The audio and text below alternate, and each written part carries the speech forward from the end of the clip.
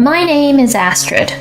I am 34 years old, and I am a full-time housewife. I married my husband Ben 7 years ago, and now we currently have 2 daughters and live as a family of 4. Both my daughters, Maya and Millie, are really cute and adorable, and I am very happy that I get to be with them every day. My husband is very busy at work and comes home late at night, but he provides for the family, and I do my best to support him as much as I can. Of course, we argue at times, but we're not that bad as a married couple. Our life together as a family of 4 is basically peaceful. However, there's one issue that I just can't stand, and that is my mother-in-law, Francine. Francine is a typical terrible mother-in-law type, and from the very beginning of our marriage, I was being bullied by Francine as her daughter-in-law. Oh, Astrid, what is this meal? It's so tasteless. Francine would put more salt and broths in my cooked dishes. But if Francine does that, it doesn't bring out the flavor of the ingredients at all, does it? But she didn't care about such things whatsoever, and poured mayonnaise, sugar, salt, and so on into my cooked dishes as if it was just a normal thing to do. But if I had made all the meals according to Francine's taste, it would have tasted too strong, and I wouldn't be able to eat it much. This happened frequently whenever I visited my parents-in-law's house. And Francine kept pressuring me from the beginning of our marriage, chanting like a spell, "Are you pregnant yet? Are you pregnant with my grandchild yet?" She stopped saying that after the birth of our daughter, but after the birth of our second child, she began to say another terrible thing. "Still no heir? If you're not pregnant with a boy, then there is no point of you being my eldest son's wife. When are you going to have your 3rd child? If you don't give birth to a boy, you being my eldest son's wife is worthless. My goodness, you really are a useless wife. If you don't give birth to a boy, your existence is just pointless." I've just had enough of Francine's ridiculous comments. No matter what Francine says, she always ends it with the phrase, "If you don't give birth to a boy, your existence is just pointless." I mean, I had 3 boys. How pathetic can you be? There must be something wrong with you, right? Why would Francine say such terrible things to me? I have 2 daughters, so there's nothing wrong with me at all. And in what kind of generation does Francine live in, saying that the baby had to be a boy? Children are precious regardless of whether they are boys or girls. These thoughts grew and grew inside me. And when I could no longer stand it anymore, I talked to my husband about it. "I can't stand Francine just bullying me. I don't want to go to your parents' house anymore." Okay, I understand. You don't have to visit my parents' house anymore. But you should show up at least on Thanksgiving and New Year's. Fine. I really didn't want to see Francine on Thanksgiving and New Year's, but as expected, my husband is the eldest son, so I had to attend in order to make my husband look good. But with these conditions in place, I was able to avoid being involved with my in-laws as much as possible.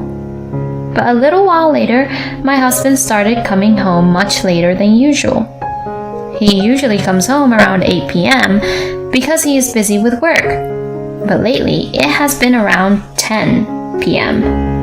My husband says that he is working overtime and going out drinking more often for work, but I am not sure what is really going on. Because of him coming home very late, my daughters have hardly seen him for a long time.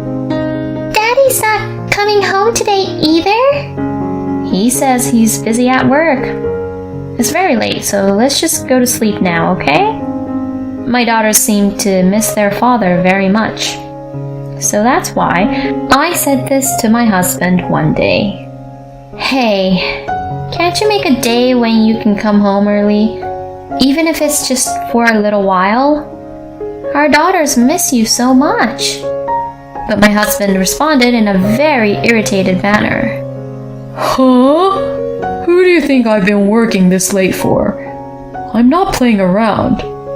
You've been too easy on yourself lately, haven't you? You've been telling me about your issues with Mom. Excuse me? You just demand too much from me.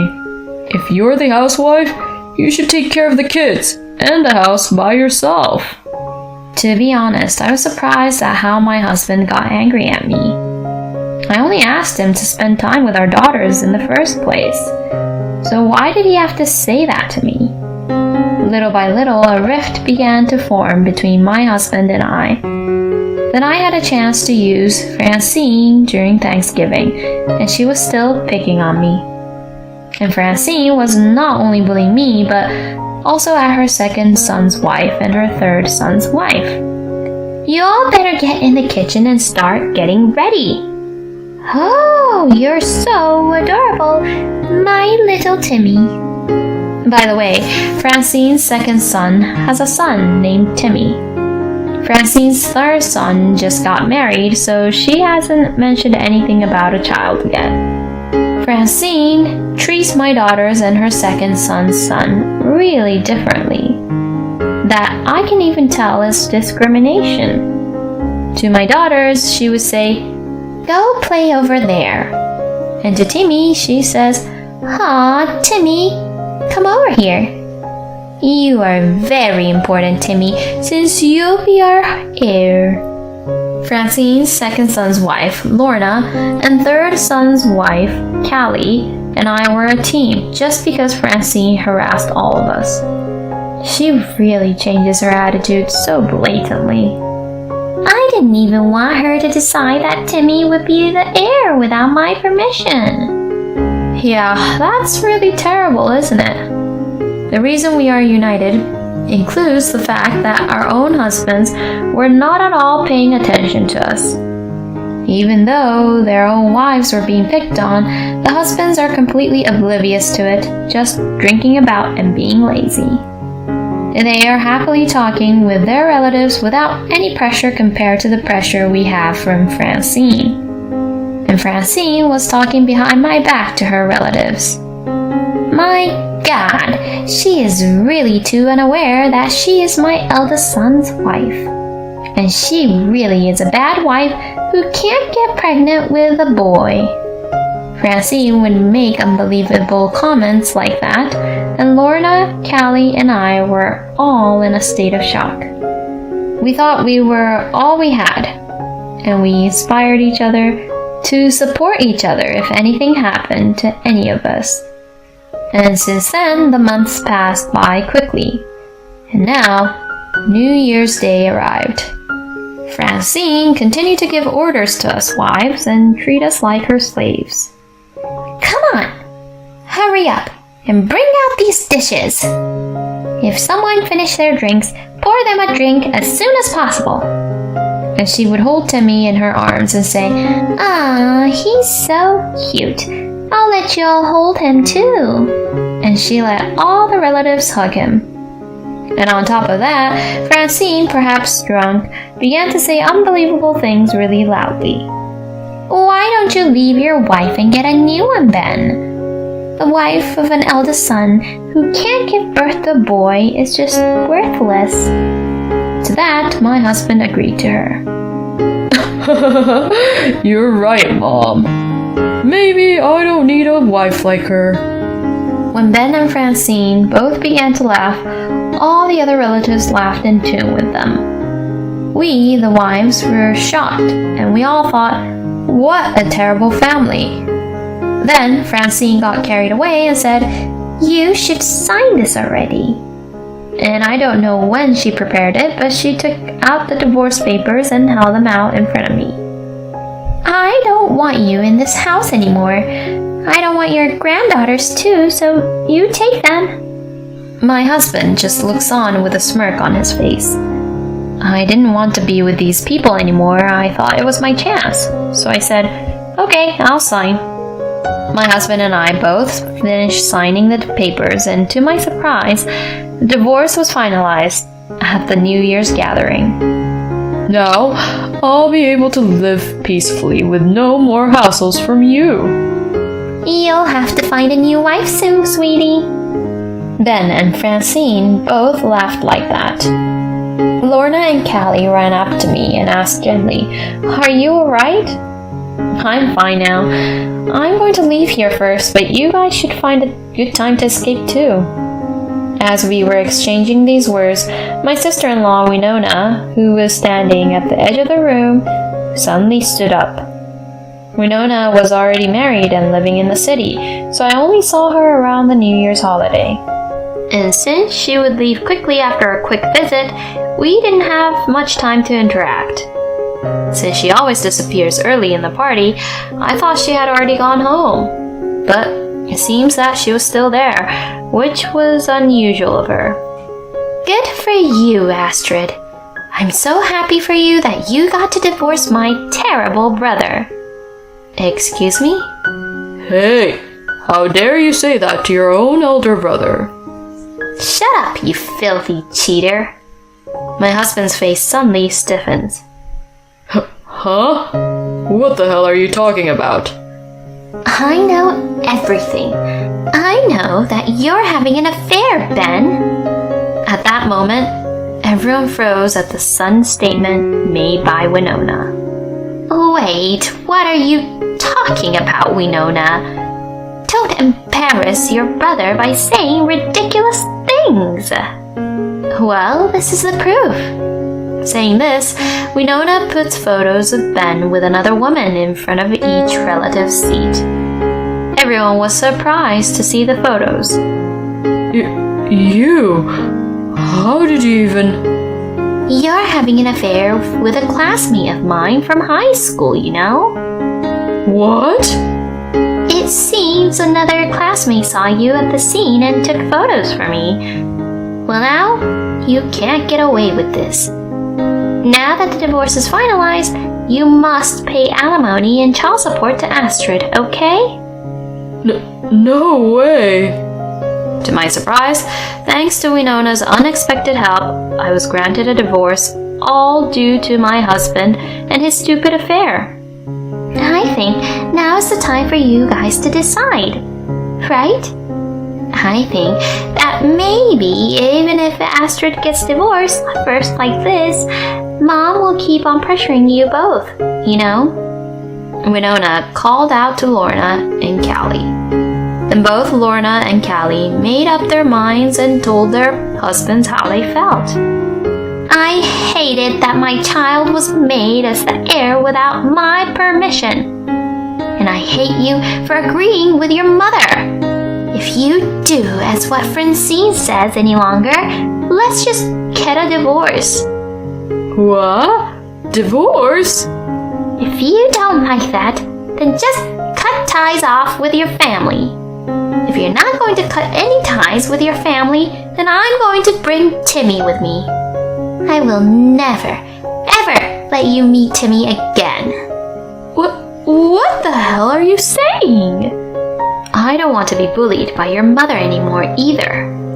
If I don't do anything now, she'll definitely say something about us having kids, won't she?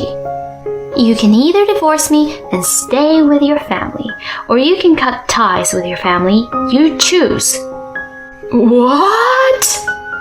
After an unexpected chaos, the relatives quickly left saying, "We're sorry to disturb you all, so we'll just leave for today." And they quickly left. What do you think you are both doing? I will never allow you all for divorce. It's not on you, Mom, to decide. It's all their decision. Oh, and I'll cut ties with his family too. That's why I came here today. No way! And so, Lorna and Callie pressured their husbands to make a decision. As it turns out, Ned and Steve have decided to cut ties with the family. Ned absolutely hated not being able to see his own son. And Steve decided to do that because he loves his wife. In the end, Francine was left with only Ben, who was in a huge debt. I received a large amount of alimony from my ex-husband and his lover, and my ex-husband is also paying me child support. And my ex-husband's lover hid the fact that she was married and refused my ex-husband's marriage proposal, saying that she could not marry Ben. So it seems like my ex-husband just became a divorced man who is hugely in debt. It seems that this has spread even in his workplace. And since he is not taken seriously by the woman anymore, he has no chance of getting married again at all. And as for my ex-mother-in-law, word has spread around the neighborhood that she has been abandoned by her sons and is being laughed at. It feels so great to know they deserved what they all got. As for me, I moved into the city where I was hired at my aunt's company, and I started living there with my daughters. Because of what had happened, I became close with Winona. Recently, I have been going out with Winona, who also lives in the city, for drinks once in a while, and taking each other's children to visit. I don't want to be in love for a while, so I will work hard and earn money to support for my daughters. Thank you for watching until the end. Please subscribe to our channel. See you in our next video.